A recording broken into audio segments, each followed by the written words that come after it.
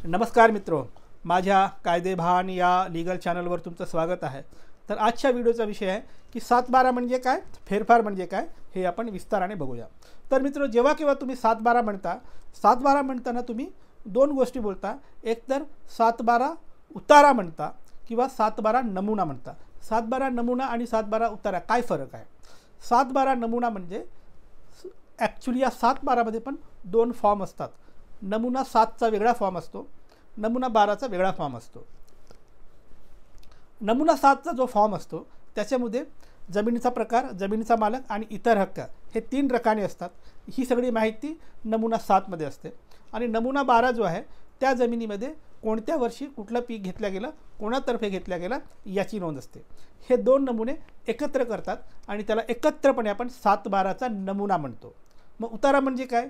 याच नमुन्याची तुम्ही तलाठ्याकडे जाऊन जेव्हा नक्कल काढून आणता त्याला उतारा म्हणतात। उतारा तुम्ही दर 6 महिन्यांनी किंवा वर्षांनी एकदा उतारा काढू शकता। तसं नॉर्मली काढायला पण पाहिजे दरवर्षी उतारा। का काढायला पाहिजे? की आपल्या जमिनीच्या 7/12 नोंदीमध्ये शासन काय नोंदी घालतोय, काय रिमार्क टाकतोय, काय बदल करतोय किंवा रिमार्क बरोबर टाकतोय का, हे आपल्याला क्रॉस व्हेरीफाय करण्यासाठी दर 6 महिन्यातून एकदा जाऊन आपल्या 7/12 नमुन्याचा उतारा काढून आणायचा असतो आणि तो पाहायचा असतो। काही लोक 15-15 वर्ष जाऊन उतारा काढून आणतच नाहीत आणि मधल्या पिरियडमध्ये बऱ्याच काही गडबडी झाल्या असतात तुमच्या नमुन्यावर आणि मग आपण बोंबलत बसतो। असं करू नका। दर 6 महिन्यातून एकदा जा, तुमचा जो काही नमुना आहे 7/12चा त्याचा उतारा काढून आणा, म्हणजे तुम्हाला अपडेट राहील, काय चालू आहे ते कळेल। तर हा जो तुम्हाला आत्ता मी सांगितला नमुना 7 आणि नमुना 12, याच्यामधील नमुना जो 7 आहे त्याच्यात काय माहिती असते, तो कसा असतो? त्याला 3 वर्टिकल कॉलम असतात, 3 रकाने असतात। जो पहिला वर्टिकल कॉलम आहे त्याच्यामध्ये जमिनीचे प्रकार असतात आणि क्षेत्र दिलं असतं। जमिनीचे किती प्रकार आहेत? शेत जमिनीचे 4 प्रकार आहेत, जिरायत, बागायत, तरी आणि वर्कस। तर हा कुठला प्रकार आहे यापैकी त्या प्रकाराच्या पुढे क्षेत्र लिहिलं असतं। म्हणजे पहिल्या रकान्यात तुमच्या जमिनीचा प्रकार आणि किती क्षेत्र आहे पोट खराब्यासकट तिथे दिलं असतं। दुसरा रकाना आहे भोगवटादार, म्हणजे मालक, मालकाचं नाव, आत्ता या 7/12वर कोण मालक आहे त्याचं नाव असतं आणि त्या मालकाचा खाते नंबर पण असतो। आणि जो तिसरा रकाना आहे इतर हक्काचा, तो सगळ्यात महत्त्वाचा रकाना आहे, कारण त्या रकानामध्ये त्या 7/12वर एखादा कूड आहे का, कुडाचा हक्क निर्माण झाला आहे का याची नोंद असते, कोणी वारस आहेत का त्याची नोंद असते। जर त्या 7/12वर बँकेतून कर्ज घेतला असेल तर बोजा चढवला असतो। त्या 7/12तून एखादा सार्वजनिक रस्ता जात असेल तर त्याची नोंद असते। कुठे? इतर हक्कात, म्हणजे तिसऱ्या कॉलममध्ये इतर हक्काच्या। अजून कुठलाही भूसंपादन वगैरे असेल तर त्याची नोंद असते। थोडक्यात जेव्हा तुम्ही 7/12तील नमुना 7 वाचता तेव्हा इतर हक्कात तुम्हाला सगळ्या या नोंदी दिसतात आणि 7/12चा साधारण आपण अंदाज लावू शकतो की हा जो 7/12 आहे याच्यावर काही बोजा आहे का, वारस आहे का, काही डिस्प्यूट आहे का, हे आपल्याला दिसतं। तर हे झालं 7/12, म्हणजे 7 आणि 12 एकत्रपणे। आता एक महत्त्वाचा प्रश्न असतो, तो म्हणजे फेरफार। फेरफार काय आहे? कारण 7/12 म्हणताना आपण फेरफार म्हणतोच बघा। 7/12वर फक्त मालकाचं नाव आलेलं असतं कॉलम 2 मध्ये, जो रकाना 2 आहे मालकाचं नाव आलेलं असतं। पण हा मालक या 7/12वर कशा पद्धतीने एंट्री घेतला, याचा हक्क कसा निर्माण झाला, खरेदी खताने आला का, वारस हक्काने आला का, कोर्टाच्या आदेशाने आला का, किंवा भूसंपादनाच्या त्या कॉम्पन्सेटरी अलॉटमेंटमधून आला का, किंवा अजून कुठल्या मार्गाने इथे आला, याची माहिती 7/12वर नसते। मग ती माहिती कुठे असते? एक वेगळा रजिस्टर असतो ज्याला फेरफारची नोंदवही म्हणतात, ते वेगळं रजिस्टर असतं, त्याच्यात असते कंप्लीट माहिती।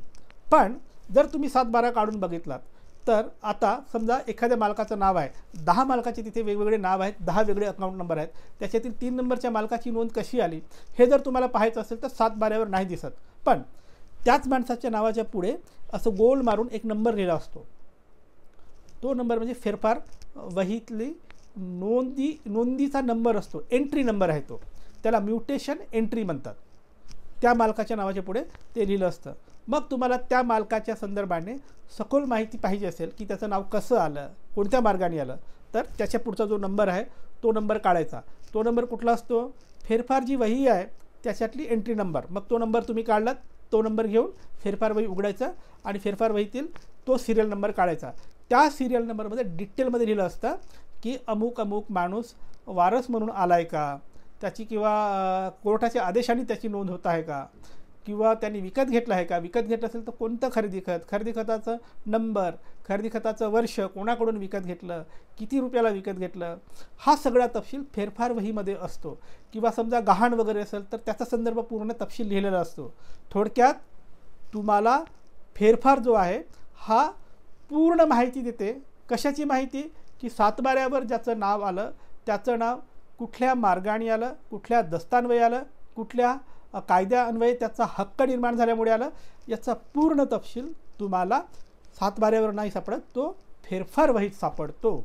थोडक्यात फेरफार म्हणजे काय की सातबाऱ्यावर जी काही नावं येतात, ज्या काही नोंदी येतात, त्या नोंदीचा तपशीलवार, त्या नोंदीची तपशीलवार माहिती ज्या वहीत लिहिल्या जाते किंवा ज्या वहीत मेंटेन केल्या जाते त्याचा संदर्भ म्हणजे तो फेरफार.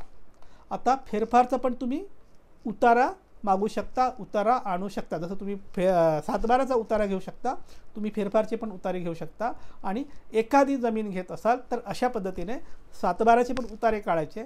आणि ज्या माणसाची आपण जमीन घेणार आहोत, कारण एका सातबाऱ्यावर एकापेक्षा जास्त मालक असू शकतात, तेव्हा सगळ्याची फेरफार आणायची गरज नाही. ज्या मालकाची आपण जमीन घेणार आहोत त्याचे फेरफारच्या नोंदी बघा, त्याचे उतारे काढा फेरफारचे, आणि सातबारा आणि सगळे उतारे घेऊन सोबत बसलात तर तुम्ही तुमच्या सातबाऱ्याचं व्यवस्थित ॲनालाइज करू शकता, त्याचं विश्लेषण करू शकता आणि ती जमीन घ्यायची की नाही हे ठरवू शकता. तर मित्रो, ही होती माहिती सातबारा आणि फेरफारबद्दल. तुमच्यासाठी असंच मी कायद्याची व्हिडिओ आणत राहील. त्यासाठी कायदे भान पाहत राहा. आणि हो, ज्यांना सल्ला हवा आहे ते संपर्क करू शकतात. माझा नंबर तुमच्या स्क्रीनवर दिसतोय, पण थेट फोन करायचा नाही, अजिबात फोन करायचा नाही. व्हॉट्सअपवर जा, नाव गाव जिल्हा केसची माहिती लिहून पाठवा. जर तुमच्या केसमध्ये मेरिट असेल तर सल्ला देऊ. बाय.